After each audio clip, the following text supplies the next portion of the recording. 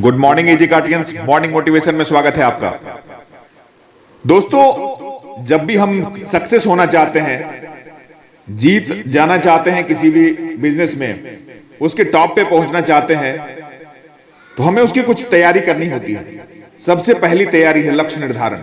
अपना गोल, अपना एम हमें सेट करना पड़ेगा। इजी कार्ट में महान बनना है, इजी कार्ट में सबसे टॉप पे पहुंचना है, सिल्वर बनना है, गोल्ड बनना है, डायमंड बनना है, रूबी बनना है, तो आपको एक गोल सेट करना पड़ेगा।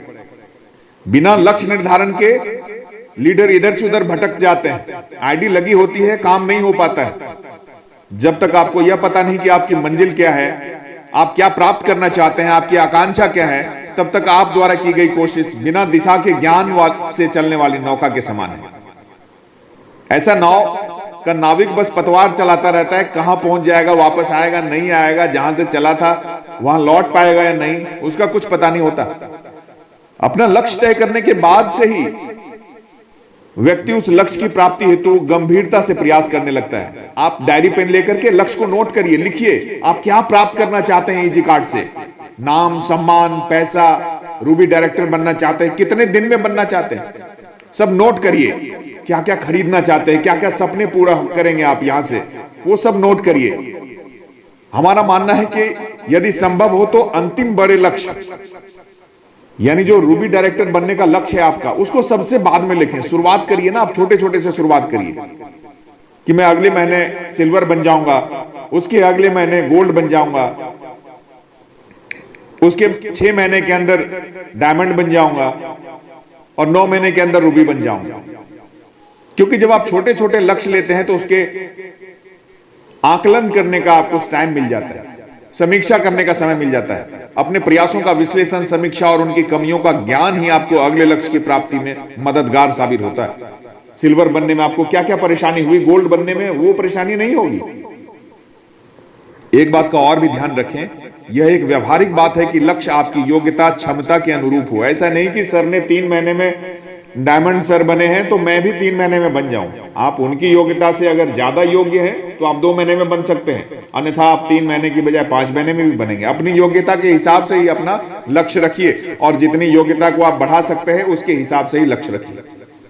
लक्ष्य निर्धारण करने के बाद आप उस लक्ष्य की प्राप्ति हेतु अपनी योग्यता और क्षमता को एक निश्चित दिशा में प्रयुक्त करना शुरू कर दीजिए।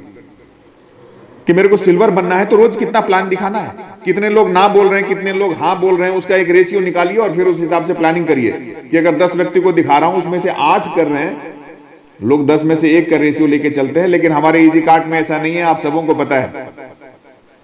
यहां 10 में 10 हाँ होते हैं, 2 आदमी किसी कारणवश तत्काल पैसे नहीं दे पाता, लेकिन 10 के 10 हाँ हैं।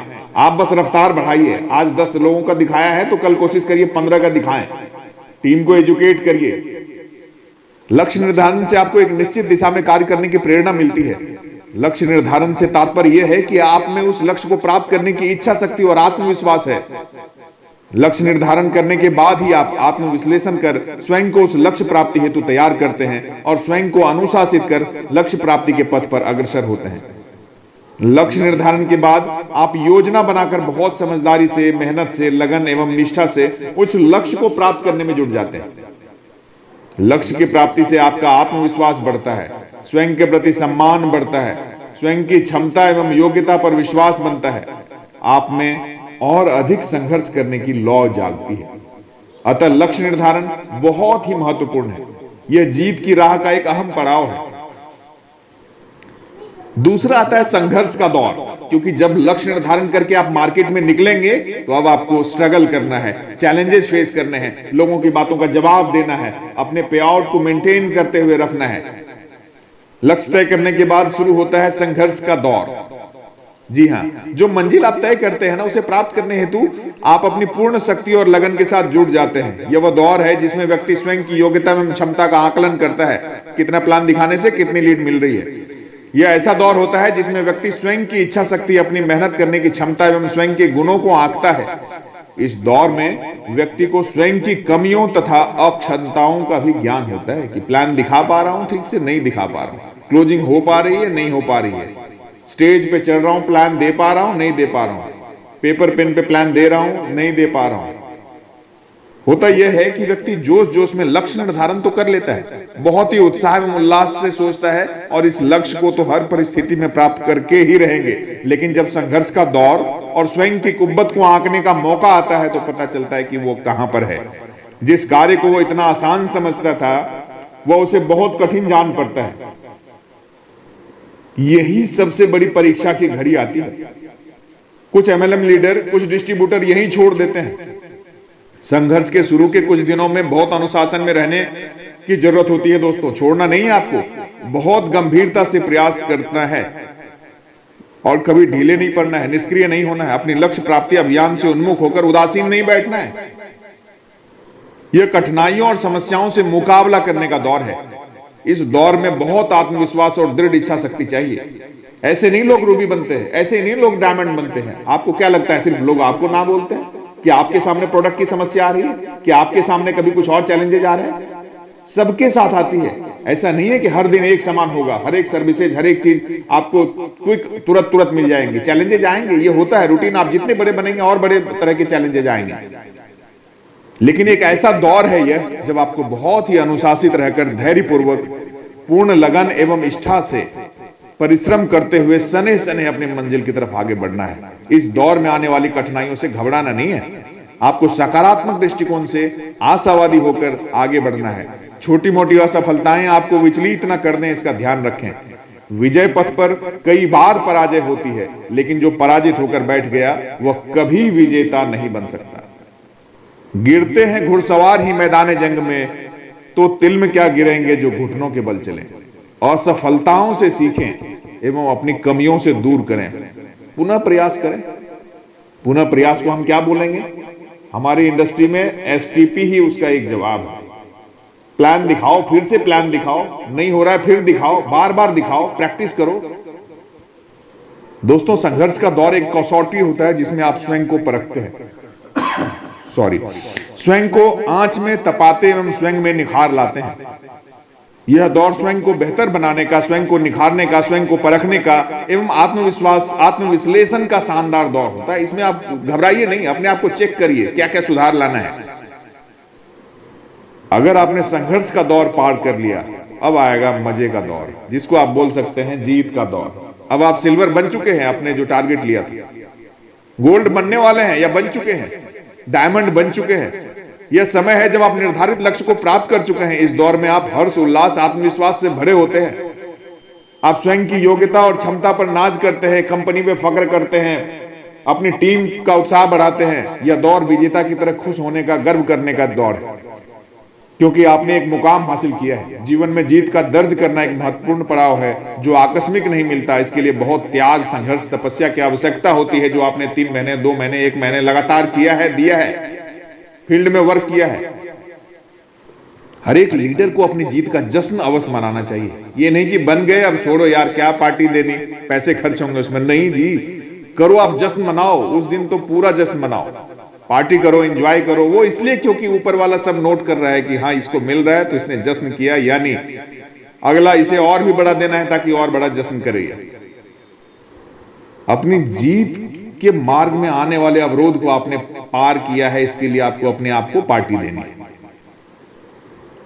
क्योंकि आप उस समय अपने साझा कर सकते हैं अपने एक्सपीरियंस को अपने मित्रों से, अपने टीम से, अपने डाउनलाइन से। इनको बता सकते हैं क्या क्या चैलेंजेस जो मैंने फेस किए हैं, वो ये चीजें हैं, इससे बचना है आपको, तो आप पहले से ऐसी तैयारी करिए।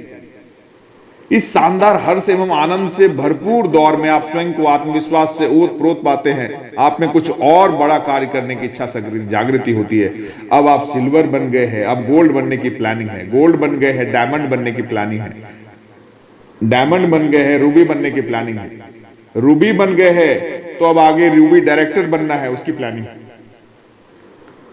अब स्टेप आता है जीत को बरकरार रखने का।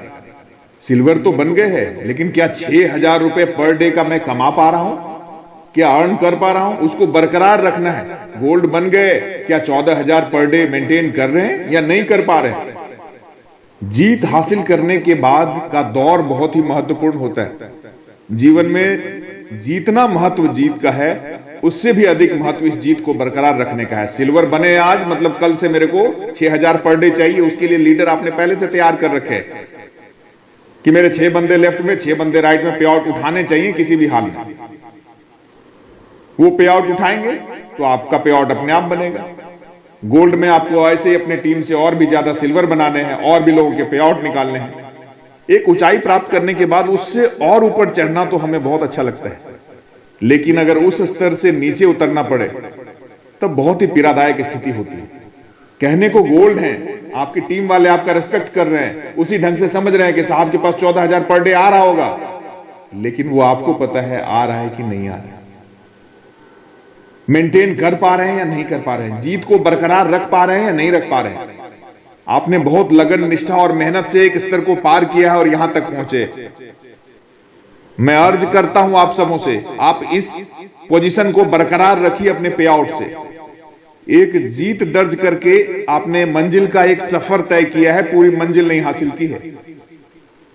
अब आपका प्रयास न केवल उस स्तर को बरकरार रखने का होना चाहिए, बल्कि उस स्तर से ऊपर के स्तर को या नई बुलंदियों को भी ध्यान में रख के तैयार करना है। जब तक आप नई बुलंदियों को छूने हेतु प्रेरित नहीं होते, तब तक आपको प्राप्त ऊंचाइयों को खोने का डर बना रहेगा। अतः आवश्यक है कि आप अपनी इच्छा शक्ति को और आगे बढ़ने हेतु लगाए रखें।